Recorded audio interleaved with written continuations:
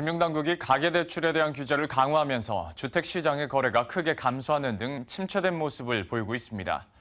상황이 이렇게 되자 건설업계는 관련 규제를 철폐해 줄 것을 당국에 요구했습니다. 김혜수 기자입니다.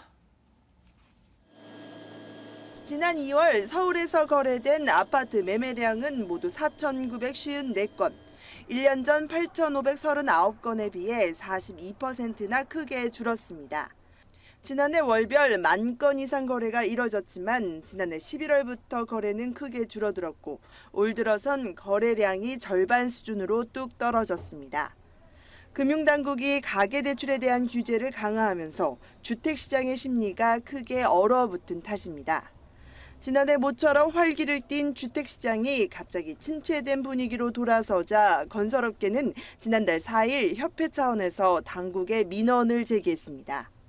연체율이 낮은 주택담보대출에 대해서 지나치게 규제를 가하다 보면은 급격한 주택 구매 심리 위축이 와가지고 실물경제 전반에 악영향이 우려가 되고 있습니다.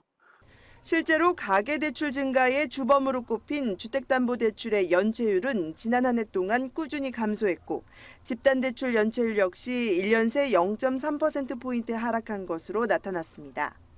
분양시장에 영향을 줄 수 있는 집단대출에 대한 직접적인 규제는 하지 않고 있다는 게 당국의 입장.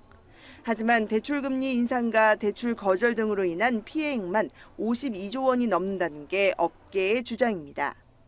주택사업자한테는 분양 시기를 연기할 수밖에 없어서 그에 따른 금융비용 증가와 그리고 또 기분양한 사업장이 중도금 납부 시기가 도래했을 경우에 대금을 제때 받지 못하는 등 업계에 지속되는 민원에 당국은 은행권의 일률적인 심사 강화보단 유연한 심사를 지도한 상태입니다.